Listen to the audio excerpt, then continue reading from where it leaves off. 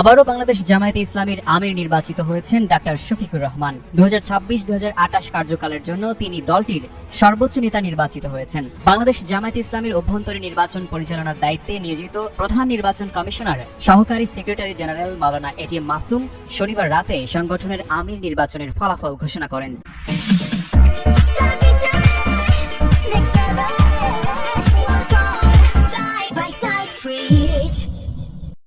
9 October থেকে 25 October পর্যন্ত সারা দেশের সদস্যদের কাছ থেকে গোপন ব্যালটের মাধ্যমে ভোট গ্রহণ করা হয়। ভোট গ্রহণের কার্যক্রম শেষে সংশ্লিষ্ট দায়িত্বপ্রাপ্ত টিম ভোট গণনা শেষ করেন। এরপর শনিবার রাতে আনুষ্ঠানিকভাবে প্রধান নির্বাচন কমিশনার সংগঠনের আমির নির্বাচনের ফলাফল ঘোষণা করেন। প্রাপ্ত ফলাফল অনুযায়ী 2026-2028 কার্যকালের জন্য সর্বোচ্চ সংখ্যক ভোট পেয়ে বাংলাদেশ জামায়াতে ইসলামের আমির নির্বাচিত হয়েছেন ডাক্তার শফিকুর রহমান। তবে কত ভোট পেয়েছেন এবং নিকটতম কেউ ছিল কিনা তা জানানো হয়নি। সবার আগে সব খবর পেতে চ্যানেলটি সাবস্ক্রাইব করুন এবং ফলো করে বেল বাটনটি চাপুন।